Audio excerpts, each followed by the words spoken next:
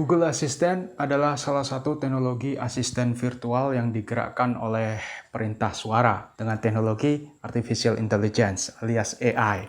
Cuma salah satu ya, selain Google Assistant sebenarnya masih ada Siri dari Apple, Alexa dari Amazon, Cortana dari Microsoft, Bixby dari Samsung. Tapi yang paling banyak penggunanya ya Google Assistant ini. Dan dari beberapa komparasi yang dilakukan oleh para pengamat AI, juga para end user, Google Assistant sejauh ini masih merupakan virtual assistant yang terbaik, yang dianggap paling cerdas gitulah.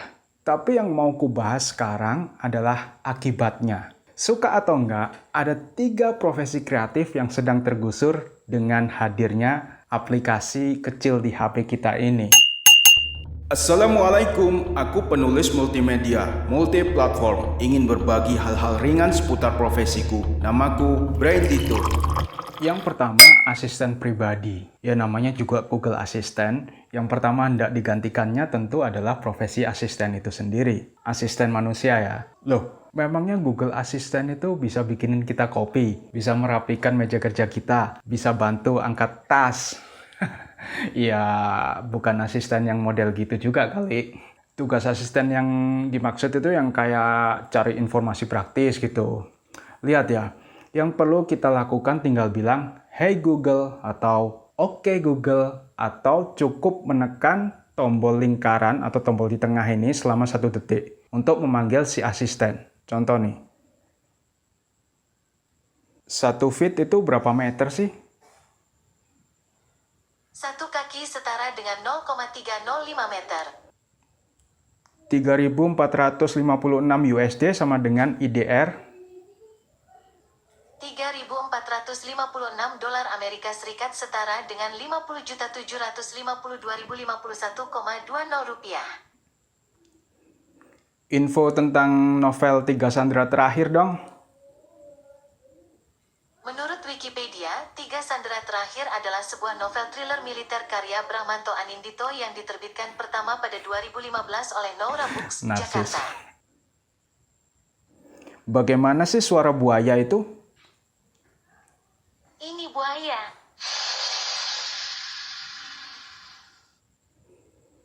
Kirim pesan WA ke warung fiksi. Oke, apa isi pesannya? Selamat siang, saya barusan transfer 12 juta untuk pelunasan. Silakan dicek. Oke, pesan ke warung fiksi isinya, "Selamat siang, saya barusan transfer 12 juta untuk pelunasan, silakan dicek, Anda mau mengirim atau mengubahnya?" Kirim. Mengirim pesan ke warung fiksi. Sukses. Mencari tutorial juga bisa, gini nih. I want to talk to WikiHow. Saya tidak mengerti. I want to talk to WikiHow. Ini kita akan disambungkan ke asisten WikiHow. Hi, ask me how to do anything. How to defend myself? How to defend yourself. To defend yourself from an attacker, use your hands, elbows, knees, or forehead to strike them in the eyes or nose, which should give you an opportunity to run away. You can also try kicking their kneecap or shin, which may disable them. If someone grabs you from behind, quickly drop all of your weight and try to sit down so you're harder to carry. Ini You can also swing kalau your kita foot mau back and meneruskan, kita bisa forcefully baca kick their legs sendiri. so they let you go. Tapi kalau kita mau Say, read the berhenti, steps if you want me to read each step in detail. tinggal cancel.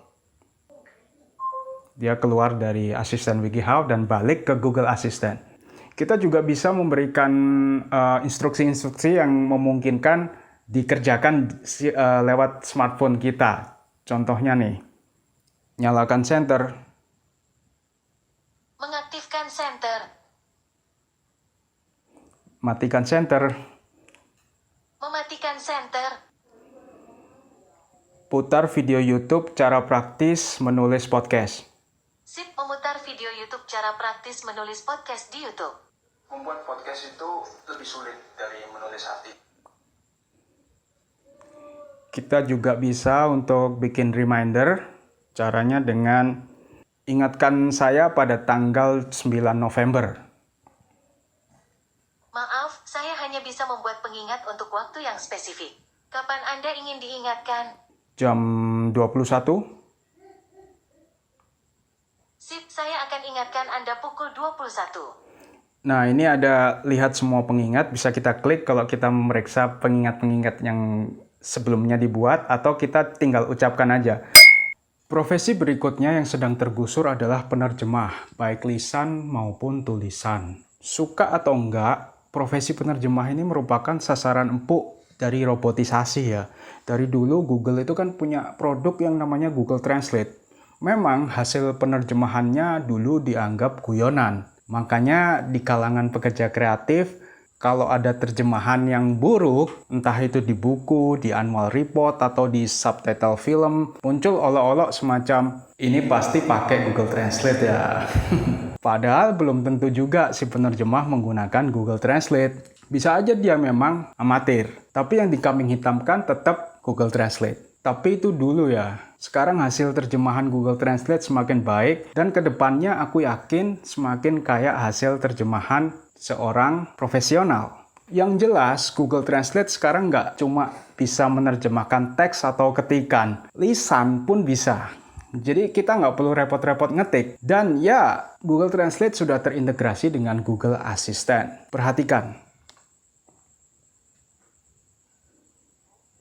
Apa bahasa Arabnya saya ingin bersantai saja hari ini? Dalam bahasa Arab itu artinya, إراد فقط الاسترخاء اليوم. Lihat, kita tanyanya dalam bentuk suara, terus dia ubah ke teks. Lalu dijawab dalam bentuk teks dan suara. Semua proses itu hanya memakan waktu 1 detik. Cepet banget kan? Jelas ini ancaman buat para penerjemah. Apalagi Google Assistant ini juga bisa jadi penerjemah lisan 2 arah. Seperti kerjaan, juru bahasa, atau interpreter. Dengan begini, misalkan kita jalan-jalan ke luar negeri. Katakanlah Prancis ya. Tapi nggak bisa bahasa Prancis, nggak bisa bahasa Inggris. Nggak masalah selama ada koneksi internet dan Google Assistant. Jadilah interpreterku. Sip, saya harus menerjemahkan secara lisan ke bahasa apa? Prancis. Oke, bahasa Prancis. Permisi Pak, saya mau berbicara dengan Bapak pakai Google Assistant, boleh? Excusez-moi, monsieur, je veux vous parler en utilisant l'assistant Google. Oui, je vous en prie. Ya silahkan. Ya, cuma mau ngetes Google Assistant sih. Oui, je veux juste tester Google Assistant. D'accord, apparemment ça marche parfaitement. Oke, ternyata itu berfungsi dengan sempurna. Bener lah, ngapain dulu saya repot-repot belajar bahasa asing kalau ada Google Assistant seperti ini. C'est vrai, pourquoi ai-je pris la peine d'apprendre des langues étrangères alors qu'il y avait un assistant Google comme celui-ci? Non, à mon avis, il est encore important d'étudier la langue étrangère pour la raison de sociale et intellectuelle. Tidak, menurut saya bahasa asing itu masih penting untuk kepentingan sosial dan intelektual. Profesi ketiga yang terancam adalah agen wisata atau pemandu wisata. Kapan coba kita terakhir memesan tiket pesawat, kereta, atau penginapan lewat travel agent? Kalau aku sih udah lama enggak ya, udah 5 tahun lebih kayaknya. Sekarang mau pesan apa-apa cukup sapa Google Assistant. Tahu penerbangan Surabaya-Denpasar? Penerbangan satu arah dari Surabaya ke kota Denpasar tanggal 12 Oktober mulai dari Rp274.300. Durasi penerbangan tersingkat sekitar 50 menit. Anda dapat memilih tanggal perjalanan yang berbeda di layar. Kita juga bisa cari informasi misalnya di mana lokasi masjid. Jangan lupa hidupkan GPS atau location-nya dulu. Lalu carikan masjid terdekat. Saya menemukan beberapa masjid di dekat Anda. Kita juga nggak perlu baca brosur pariwisata atau tanya-tanya ke pemandu wisata. Tanya aja langsung ke Google Assistant. Misalnya, ada acara apa aja sih di Bali? Ini beberapa hasil penelusuran dari web. Ini hasil browsing ya, tapi ya seperti itulah kurang lebih. Begitu sih menurutku, jadi 3 profesi yang sedang tergusur oleh kecanggihan Google Assistant itu adalah asisten pribadi, penerjemah lisan tulisan, dan terakhir agen perjalanan atau pemandu wisata. Mungkin ada yang nggak terima, kemampuan Google Assistant masih segitu-segitu aja, belum bisa lah kalau dibilang menggusur profesi kami. Ya oke, nggak apa-apa. Ini kan kembali ke pribadi masing-masing ya. Sekedar mengingatkan, Google Assistant ini baru dirilis tahun 2016. Artinya baru berumur 4 tahun. Google tentu akan terus mengembangkannya menjadi semakin canggih, semakin pintar. Progres dalam 4 tahun ini aja kubilang cukup menakjubkan. Bayangkan bagaimana kemampuannya 5 tahun lagi. Kayak apa itu? Sementara kita tambah tua, tambah menurun kemampuannya, Google Assistant ini tambah pinter, tambah banyak bisanya. Dan itu baru Google Assistant. Belum virtual assistant yang lain, belum produk-produk AI yang lain. Jadi kalau aku sih memilih untuk waspada ya. Aku nggak mau terlalu bangga pada profesiku atau meremehkan kemajuan teknologi. Teknologi itu buat aku juga jangan diperangi lah. Nggak usah nanti kita demo ke kantor Google, teriak-teriak, hentikan proyek-proyek AI. AI menghancurkan sandang pangan kami. Nggak perlulah. Tapi kita pelajari dan manfaatkan kemajuan teknologi ini untuk mempercepat pekerjaan kita. Terima kasih sudah menyimak. Sampai ketemu di video-video Brahmanto Anindito berikutnya. Wassalamualaikum.